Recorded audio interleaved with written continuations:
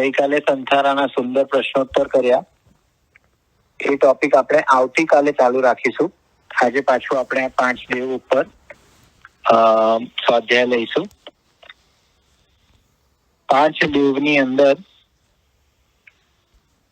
આપણે દેવાધિદેવની વાત કરી રહ્યા છે અને એ દેવાધિદેવનું રૂપ કેવું સુંદર હોય, મનોગમ્ય હોય, છતાં પણ એ પરમાત્મા કેવી રીતે વિચરે, કાદવમાં જેવી રીતે કમળ વિચરે એવી રીતે તે ભોગોથી અને સંસારથી અલિપ્ત રહે છે. સાથે આપણે કઈ રીતે જીન નામકર્મ બંધાય એની વાત પણ જાણી ગયા કે પરમાત્માના હૃદયની અંદર બસ એક જ ભાવ કે સૌથી જીવ કરું શાસન રસી, એટલે કે સર્વ જીવોને હું જલ્દી સિદ્ધની ન્યાતમાં બેસાડી દઉં. અને આ માત્ર પોતાના આત્મા માટે નહીં, ખાલી પોતાના મિત્રજન અને પરિવારજન માટે નહીં, પણ જગતના સમસ્ત જીવ માત્ર માટે આવી ભાવના કરે છે. એનાથી આગળ વધીને આપણે જોયું કે 7 ગુણીજનોનું બહુમાન કરવાથી પણ આ જીવ જીન નામ કર્મ બાંધી શકે. અને એનાથી આગળ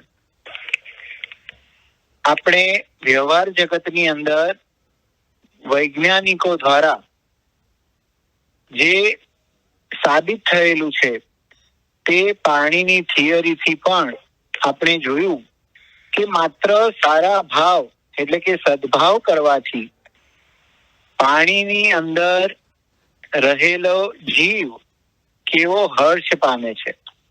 અને એટલું જ નહીં, એ પાણીનું જ્યારે સિંચન કરવામાં આવે તો એના રિઝલ્ટ પણ એક્સલન્ટ મળે છે. અને એનાથી ઓપોઝિટ પણ પ્રૂવ થયું કે જ્યારે આપણે કોઈના પ્રત્યે હેટ્રેડ કરીએ, દ્વેષ ભાવ કરીએ અને એ પાણી હાથમાં રાખીને આપણે એ પાણી જો ઝાડને અથવા તો રોપવાને આપવામાં આવે તો તે કરમાઈ જાય છે અને ઉગી શકતું નથી. આટલું આપણે લાસ્ટ સેશનની અંદર કવર કર્યું હતું. તો આ આપણને શું પ્રૂવ કરે છે કે આના પરથી આપણે પ્રભુની કેટલી બધી વાત સચોટ છે કે માત્ર દરેક જગ્યાએ આપણે સદભાવના પ્રગટાવવાની છે. દરેક આત્મા મારા માટે ભગવાન સમાન છે અને તેને નામ માત્ર દુઃખ ન થાય તેવું જ વર્તન કરીશ અને ગમે તે ભોગે અભયદાન આપીશ.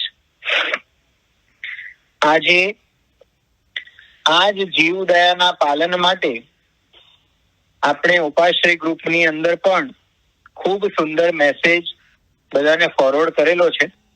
લગભગ બધાએ વાંચ્યો હશે કે જીવ ગમે તેવી અવસ્થાની અંદર હોય પણ એને જીવન કેટલું બધું પ્રિય હોય છે. એને ભૂખ્યું રહેવાનું પોસાય પણ મરવાનું પોસાતું નથી. અને કદાચ એટલા માટે જ જ્યારે કોઈ આત્મા સંયમ અંગીકાર કરે અને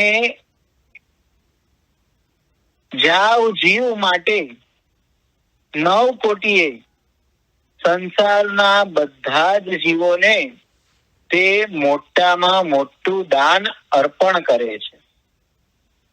કયું દાન? તો કે અભય દાન. હું હિંસા કરીશ નહીં, હિંસા કરાવીશ નહીં, અને જે હિંસા કરતું હશે તેની અનુમોદના પણ આજથી એટલે કે જ્યારથી તે જીવાત્મા કરેમી ભંતેનો પાઠ બોલે ત્યારથી અભયદાન આપે છે. તો આપણે પણ દેવાધિદેવ બનવા માટે આપણા જીવનની અંદર આ અભયદાનને ઘૂંટવું પડશે. જ્યારે પણ આપણા હાથથી એકેન્દ્રિય જીવોની હિંસા થતી હોય ત્યારે મનની અંદર ભાવના ભાવીએ કે ક્યારે આપણા શ્રાવકજીનો પ્રથમ મનોરથ હું ક્યારે આરંભ અને પરિગ્રહ ઓછો કરું. જો આરંભ અને પરિગ્રહ ઓછો થઈ જાય તો આપોઆપ જ આ જીવાત્મા અભયદાન દેનારો બની જાય છે. અને જ્યારે આ જીવ ગમે તે ભોગે અભયદાન આપીશ એવી ધારણા કરી લે છે ત્યારે આ જીવ દેવાધિદેવ બને છે. અર્થાત આપણે હર આત્મા પ્રત્યે સદભાવના પ્રગટાવો. તેની ફળશ્રુતિ આપણને હર આત્મા પરમાત્મા માનીને પૂજશે. હવે આ તો એનું એન્ડ રિઝલ્ટ થયું. આપણે અભયદાન અને સદભાવના પ્રગટાવવાની છે. એના ફળ રૂપે આપણને બાય પ્રોડક્ટ તો ઓટોમેટિક મળી જ જવાની છે. પ્રભુની વાતોની માત્ર શ્રદ્ધા થાય અને તે શ્રદ્ધા જ્યારે આત્મ પ્રદેશે વ્યાપ્ત બને, ભલે તેના જીવનમાં કોઈ ફેરફાર ન થાય પણ આ શ્રદ્ધાનું નિર્મળ પાલન જીવને જીન બનાવી દે છે. કેવી સુંદર વાત છે કે પરમાત્માના વચનો શ્રદ્ધા તો દુર્લભ છે. દુર્લભ હોવા છતાં પણ જો આપણે શ્રદ્ધા કરી લઈએ અને તે શ્રદ્ધા આપણા આત્મ પ્રદેશે જ્યારે વ્યાપ્ત બની જાય એટલે કે મારા પરમાત્માએ મને બધા જ જીવોને ભગવાન માનવાનું કહ્યું છે. હવે જ્યારે આ આપણા આત્મ પ્રદેશે જ્યારે આ ભાવના પહોંચી જાય તો કોઈ પણ જીવ પ્રત્યે આપણને દ્વેષ ભાવ રહે જ નહીં. કારણ કે હું મારા પરમાત્મા ઉપર દ્વેષ કઈ રીતે કરી શકું? આ વાત સાંભળવામાં એકદમ સરળ લાગે છે, પણ જ્યારે એનું અનુકરણ કરીએ, એને પોતાની શ્રદ્ધામાં દ્રઢ બેસાડીએ ત્યારે ખબર પડે કે પોતાની જાતને નીચો માનવો કેટલું ડિફિકલ્ટ છે. જ્યારે સંસારના બધા જ જીવો પ્રત્યે એક સરખો વાત્સલ્ય ભાવ પ્રગટ થાય, માતા હોય એને પોતાના પુત્રો પ્રત્યે કેટલું બધું વાત્સલ્ય, ગમે તેવું ગુસ્સો કરીને પણ સૂતા હોય પણ અડધી રાતે પોતાના બાળકને કાંઈ થઈ જાય તો તે જ માતા અત્યંત વાત્સલ્ય ભાવથી પોતાના પુત્રોની સેવા માટે ઊભી થઈ જશે. એના કરતા પણ અનંત ગણું વાત્સલ્ય પરમાત્મા સંસારના બધા જ જીવો માટે કરી રહ્યા છે. તો આ રીતે જ્યારે આપણે શ્રદ્ધાનું નિર્મળ પાલન કરીશું, એ પરમાત્માની આજ્ઞાની ઉપર આપણે દ્રઢ વિશ્વાસ રાખીશું કે જો હું સદભાવના પ્રગટ કરીશ તો હું પણ એક દિવસ જીન બન્યા વગર રહીશ નહીં. જ્યારે આવા ભાવ આપણા હૃદયની અંદર થાય ત્યારે આપણને પણ એ આનંદની અનુભૂતિ થયા વગર નહીં રહે.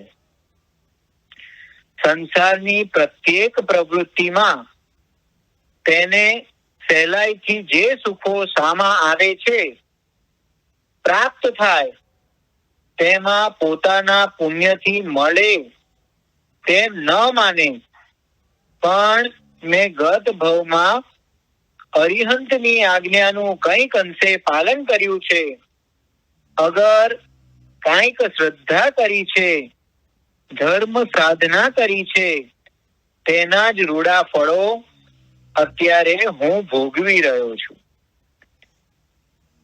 એટલે આપણે જે કર્મ થિયરીની વાત કરીએ એનાથી પણ એક પગલું આગળ કે જે કાંઈ પણ સારું બની રહ્યું છે તે મારા પરમાત્માની કૃપાથી બની રહ્યું છે. જે પણ થઈ રહ્યું છે એમાં મેં અરિહંતની આજ્ઞાનું કંઈક અંશે પાલન કર્યું હશે. કંઈક મારાથી એના પર શ્રદ્ધા કરી, મેં ધર્મ સાધના કરી, એના રૂડા ફળો અત્યારે આપણે ભોગવી રહ્યા છીએ. તો હવે શું કરવાનું છે? તો કે હવે મારી હર પ્રવૃત્તિમાં અરિહંતને ગૂંથી લઉં અને વણી લઉં કે નમનનો અર્થ છે સમર્પણ. જ્યારે આપણે શરૂઆતની અંદર નમો અરિહંતાણમ પદથી શરૂઆત કરીએ તો નમોનો અર્થ થાય છે સમર્પણ. તે માત્ર શાબ્દિક નહીં પણ ભાવ છે કે જે જાણે છે તેના ચરણોમાં મારું માથું રાખું છું. જે પહોંચી ગયા છે તેના ચરણોમાં સમર્પિત થાઉં છું અને તેના દ્વાર પર હું ભિખારી બની સદા ઊભો રહેવા તૈયાર છું.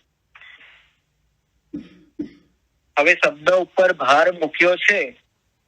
ગુરુ ભગવંતે આપણને શું બનવાનું કહ્યું? કોઈ આપણને કે આપણે ભિખારી બનીને પરમાત્માના દ્વાર પર ઊભું રહેવાનું છે,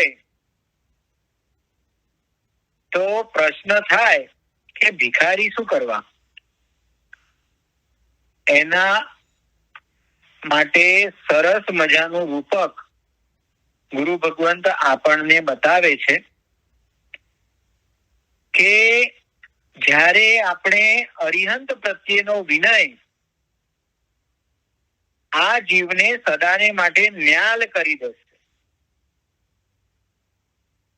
અને એટલા માટે જ જ્યારે આપણે ભિખારી બનીએ તો એ પરમાત્મા પ્રત્યેનો આપણો જે વિનય છે તે કાંઈક અધિક ગણો વિશેષ બની જાય છે. આ રૂપકની વાતની અંદર એક વખત એક અસહ્ય દશામાં એક ભિખારી રાજા સામે આવીને ઉભો રહ્યો. ભિખારી એક પણ શબ્દ બોલ્યો નથી, માત્ર રાજાની સમક્ષ 2 મિનિટ રાજાની દ્રષ્ટિ એના પર પડી અને રાજાએ ભંડારીને કહ્યું કે આ ભિખારીને 2 લાખ સોના મોર આપી દો. કલ્પના કરો, રાજા ભિખારીને ઓળખતા નથી, પણ માત્ર 2 મિનિટ એના હાવભાવ જોઈને રાજાને એ ભિખારીને 2 લાખ સોનામોર આપવાનું મન થઈ ગયું. હવે આ જોઈને આખા મહેલમાં બધા સજ્જડ થઈ ગયા અને ભિખારી બહાર ગયો ત્યારે બધા દરબારીઓ તેની પાછળ જઈને ભિખારીને પકડીને ઉભો રાખે કે સાચું બોલ કે તે રાજા પર શું કર્યું હતું? રાજાએ તને ન્યાલ બનાવી દીધો, તે એવું તો શું જાદુ ટોણા કર્યા? હવે ભિખારી શું કહે છે? આ જવાબ આપણે સાંભળવા જેવો છે. ભિખારી હસતા હસતા બધાને કહે કે સાંભળો, મેં કોઈ જાદુ કર્યું નથી. અહીંયા આવતા પહેલા મને 3 દિવસ ખાવાનો એક કણ પણ મળ્યો નથી. 3 દિવસથી હું અન્ન વગર ફરું છું અને એ જ કારણથી મનોમન રાજાને આંખ સામે બેસાડીને કરગરતો કે હે રાજા, તું તો ભગવાન છે, ગરીબોનો બેલી છે, અનાથનો નાથ છે, અશરણનો શરણહાર છે. તું તો મને ખાવાનું આપ, તારા સિવાય મારો કોઈ આધાર સ્તંભ નથી. આમ નિરંતર 24 કલાક રાજા સિવાય મને જગતમાં કોઈ દેખાતું નથી. તું ગમે તેમ કર, મને શ્રદ્ધા છે, વિશ્વાસ છે કે તું જ મને બચાવશે. હવે અત્યારે આપણને આટલી શ્રદ્ધા આપણા પરમાત્મા પર છે ખરી? ભિખારીને તો રાજા ઉપર એક આશા હતી કે ગમે તેવી પરિસ્થિતિ આવશે, એક રાજા જ મારો તારણહાર છે. કારણ કે પોતે એટલો બધો થાકી ગયો હતો કે હવે એને રાજા સમક્ષ પોતાના સંપૂર્ણ બધા જ વસ્તુને શું કરી દે છે? સમર્પિત કરી દે છે. અને મનની અંદર એક જ ભાવ ભાવી રહ્યો છે કે બસ રાજા, તું ખરેખર મારો આધાર સ્તંભ છે, તારા વગર મને ચાલે તેમ નથી.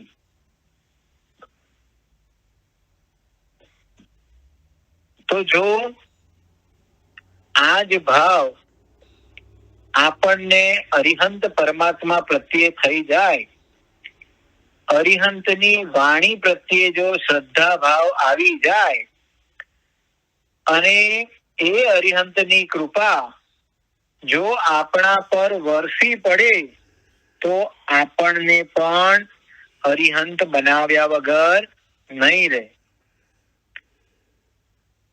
હવે ભિખારી બધા દરબારીઓને કહી રહ્યો છે, મારી આ ભાવનાનો વેગ નિસહાય દશાએ એકવાર હિંમત કરી સાક્ષાત રાજા સામે આવી મનોમન તે ભાવના પ્રગટ કરતો. આની સીધી અસર રાજા પર પડી કે માત્ર મારી ઊંડી ઉતરી ગયેલી આંખો, દોરડી જેવા થઈ ગયેલા મારા હાથ પગ, અંદર ઊંડું ઉતરી ગયેલું મારું પેટ, આ બધા કારણથી રાજા કદાચ આટલું બધું ન આપે, પણ મારી નિસહાય દશા અને રાજા પ્રત્યેના સમર્પણે મને ન્યાલ કરી દીધો. અને તમે દરબારીઓ રાજાની છડી પોકારો છો, રાજાની સેવા કરો છો, પણ દાગીના કપડાથી સજ્જ થયેલા તમારા બધાના મનમાં છે કે મારી પાસે કાંઈક પણ છે. એટલે જ્યાં સુધી એ અહમનો ભાવ છે ત્યાં સુધી આપણને માત્ર પગાર જેટલું જ મળે છે. દરબારીઓને કેટલું મળે? તો કે દર મહિને એ જ રાજા પ્રત્યે સમર્પણ ભાવ કેળવવાથી પોતે સર્વસ્વ સમર્પણ નથી કરતા, માટે માત્ર પગાર જેટલું જ મળે છે. હવે આ જ ન્યાય આપણે આત્મા પર ઉતારી આત્માને આત્મા સમાન ભિખારી, રાજા સમાન અરિહંત આપણે હવે પોતાની જાતને ચકાસવાની છે. આ ન્યાયને આપણે નજર સમક્ષ લાવવાનો છે કે આપણો આત્મા પણ આ ભિખારીની જગ્યા પર છે. અનંત કાળથી આ સંસારના દુઃખો સહન કરી રહ્યો છે. ભિખારીને તો માત્ર ક્ષુધાનું દુઃખ હતું, સહન કરી શકે એવી અવસ્થા નથી, પણ હજુ આપણને આ સંસારના દુઃખોથી હાર મનાઈ નથી. અને કદાચ એટલા માટે જ આપણે આત્મા સમાન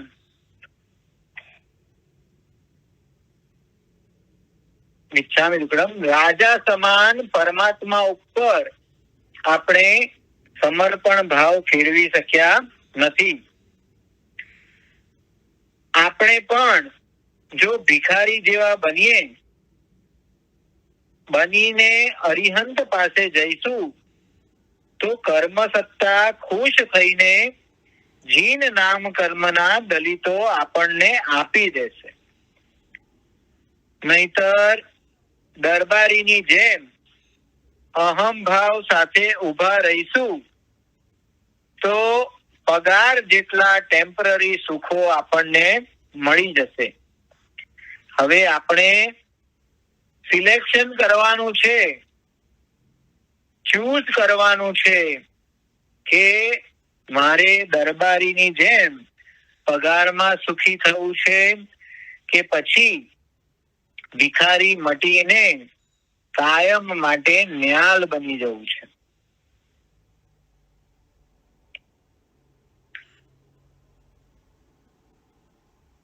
હવે આ પ્રભુ પાસે દરબારી બનીને તો અનંતી વાર ગયા, પણ જીન ન બન્યા. હવે જો ભિખારી બનીને જઈશું તો ચોક્કસ ટૂંક સમયમાં જીન બની જઈશું. આપણે વિનય ભાવ જોરદાર પ્રગટાવવો પડે. સાથે સાથે પ્રભુએ કહ્યું છે કે આ શરીર વશમાં ન હોય તો પણ અવશ્ય મેવ 2 ટાઈમ અહોભાવ પૂર્વક પ્રતિક્રમણ કરી બધા જ જીવો પ્રત્યે સદભાવ પ્રગટાવી જીન બની શકે છે. હવે ધીમે ધીમે ગુરુ ભગવાન આપણી સમક્ષ આગમના સાર રૂપ એ ઝીણવટ ભરી વાતો આપણને બતાવી રહ્યા છે. આપણને થાય કે આ પ્રતિક્રમણ કરીને મને શું મળી જાય, પણ જો અહોભાવ પૂર્વક પ્રતિક્રમણ થશે અને આપણા હૃદયની અંદર બધા જ જીવો પ્રત્યે જો સદભાવના પ્રકટશે તો આ જીવ જીન બની શકે છે. જીન એટલે કે દેવાધિદેવ બની શકે છે. દેવાધિદેવમાં 4 ઘાતી કર્મનો ક્ષય, 4 અઘાતી કર્મમાં પાપ પાળતાને પુણ્ય નિકાચિત ઉદય તે દિવ્યતા છે. એટલે કે કર્મ બાંધે ખરા પણ તરત જ નિર્જરી જાય એવા બાંધે. તે ઉપરાંત સિદ્ધ દેવમાં 8 કર્મનો ક્ષય, તે દિવ્યતા દેવમાં, જ્ઞાનમાં દિવ્યતા, વૈરાગ્યમાં દિવ્યતા, મુખ મુદ્રામાં દિવ્યતા, તેમ અનેક પ્રકારની દિવ્યતા રહેલી છે. આપણે ખામણામાં સાંભળીએ છે અરિહંત પરમાત્માના ગુણ અને સિદ્ધ પરમાત્માના ગુણ. એકે 4 કર્મ ક્ષય કર્યા, બીજાએ 8 કર્મ ક્ષય કરીને સિદ્ધ શિલામાં બિરાજી રહ્યા છે. આપણે શું બોલીએ તો કે અનંતા સુખની અંદર તેઓ વિચરી રહ્યા છે. એટલે તેમના જ્ઞાનની અંદર, તેમના મુખ મુદ્રાની અંદર અનેક પ્રકારના શું રહેલું છે? દિવ્યતા રહેલી છે. અને આ બધું વૈયાવચ કરવાથી, બધું જ જતું કરીને સમાધિ ભાવ રાખવાથી, તપ કરવાથી, નિત્ય નવું અપૂર્વ જ્ઞાન ભણવાથી ક્ષણ માત્રનો પ્રમાદ ન કરે. હવે આપણે ગઈકાલે જે 7 ગુણીજનોનું બહુમાન કરવાથી જીન નામ કર્મ બંધાય છે, એના આગળના ભેદ આપણને સમજાવી રહ્યા છે કે જ્યારે જીવાત્મા નિત્ય નવું તપ કરે, અપૂર્વ જ્ઞાન ભણે, ક્ષણ માત્રનો પ્રમાદ ન કરે, ચતુર્વિધ સંઘની સેવા કરવાથી મને મળ્યું છે, જાણ્યું છે, તેનાથી આટલી બધી આનંદની અનુભૂતિ થાય કે જીવને ક્યારેય પ્રાપ્ત ન થયું તેવું જ્ઞાન મળવાથી જીવ તીર્થંકર નામ કર્મ ઉપાર્જન કરે છે. બસ ગમે તે ભોગે, આ ભવમાં મારો વેગ, મારી શક્તિ, મારી તાકાત પ્રભુએ બતાવેલ સરળમાં સરળ 20 બોલની આરાધનામાં જ આપીશ. આવો દ્રઢ નિર્ણય પણ અનંતી કર્મોની નિર્જરા કરે છે. મેં ગુરુ ભગવંતો પાસે વારંવાર સાંભળેલું છે, પરમાત્મા મહાવીરના શ્રીમુખથી પરમાત્મા બોલે કે જ્યારથી આપણે કાર્ય શરૂ કર્યું ત્યારથી કર્યું કહેવાય. અને આ કાર્યની શરૂઆત જ્યારથી આપણે કરીએ, હવે વિચારો 18મી એપ્રિલ, હજુ તો 10 દિવસ બાકી છે, પણ અત્યારથી જ મનની અંદર તાલાવેલી છે કે આયંબિલની હોળી આવશે, મારે આયંબિલની હોળી કરવી છે. કેવા સુંદર ભાવ! અને અત્યારથી જ માત્ર ભાવના ભાવી એટલે એ કર્મની નિર્જરા ચાલુ થઈ ગઈ. એટલે જ્યારે આપણો આત્મા આ 20 સ્થાનકની હોળી, એટલે જેનાથી તીર્થંકર નામ કર્મ ઉપાર્જન થાય છે, તે 20 બોલની આરાધનામાં જ આ જીવન અર્પણ કરીશ. મારી તમામ શક્તિ, મારી તાકાત પ્રભુએ બતાવેલ આ 20 બોલની આરાધનામાં જ હું અર્પણ કરીશ. આવો દ્રઢ નિર્ણય અનંતા કર્મોની નિર્જરા કરે છે. પણ કરે ક્યારે? તો કે દેવાધિદેવ બની જવાય. બસ હવે આપણી આંખ સામે લેવા જેવી કોઈ ચીજ છે તો દેવાધિદેવ પણ હૈયામાં વસાવવા જેવું છે. તો દેવાધિદેવ અને રોમ રોમમાં વણવા જેવા આ દેવાધિદેવ, તેના વિના એક શ્વાસ પણ વ્યર્થ ન જાય તેવું હોય તે માટે આપણે આપણો પુરુષાર્થ વધારીએ. દેવાધિદેવ તણા દિલથી દર્શન કરીએ, એના ગરવા ગુણોનું ચાલો આપણે સૌ ગુંજન કરીએ. આ ભૌતિક સુખોમાં એને કેવળ દુઃખ જોયું, દુખિયા જીવો દેખી એનું કોમળ દિલ રોયું. એવા કરુણા ધારકને ચાલો આપણે સૌ વંદન કરીએ. દેવાધિદેવ દુઃખમાંથી છૂટવાની એને માર્ગ બતાવ્યો, સુણી સૌ જીવને નિસ્વાર્થ બતલાવ્યો. એટલે કે આ દેવાધિદેવે આપણને સૌને નિસ્વાર્થ ભાવે આ મોક્ષના સુખની વાત આપણા સુધી પહોંચાડી છે. કેવા સુંદર ભાવ ભરેલા છે કે આપણે દિલથી આ દેવાધિદેવના દર્શન કરવાના છે, એના ગરવા ગુણોનું આપણે ગુંજન કરવાનું છે. અને પરમાત્માએ શું જોયું તો કે આ ભૌતિક સુખની અંદર જે અનંત દુઃખ રહેલું છે તે દુઃખને પરમાત્મા આપણી સમક્ષ બધાને જણાવે છે. તો એવા પરમાર્થી પ્રભુને આપણે આપણું હૃદય અર્પણ કરીએ.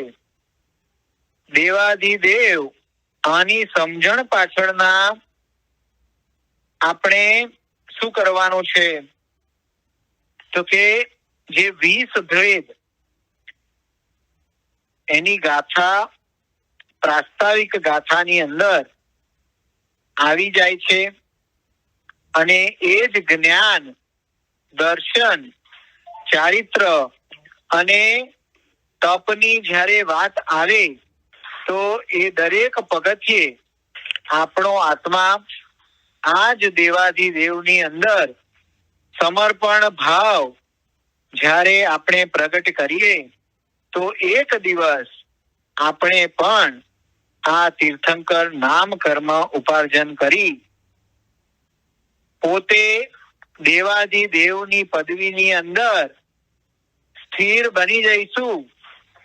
અને જલ્દીમાં જલ્દી આપણે બધા પણ દેવાધિદેવની પદવી મેળવીને જગતના બધા જ જીવોને કાયમ માટે એટલે કે શાશ્વતા સુખનો માર્ગ બતાવશું. તો આજથી આપણે એક જ શરૂઆત કરવાની છે કે હવે આપણે પણ પ્રભુ પાસે ભિખારી બનીને પહોંચવાનું છે.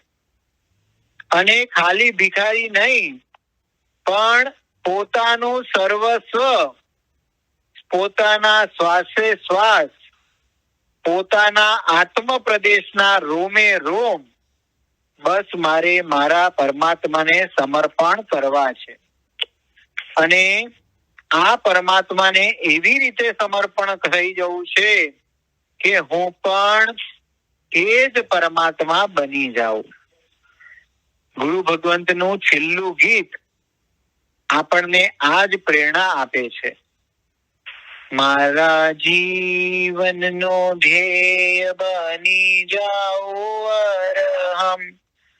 જ્યારે આપણા જીવનનું ધ્યેય નક્કી થઈ જશે અને એ અરહમ પદની અંદર આપણે સમર્પિત થઈ જઈશું, વિલીન થઈ જઈશું, તો આ વિશ્વની કોઈ તાકાત નથી કે આપણને એ અરહમ બનતા અટકાવી શકે. તો એ ભાવને આપણે હવે ઘૂંટવાના છે. આ 2 દિવસની સ્વાધ્યાય આપણા જીવનને પલટાવનારી બની શકે છે.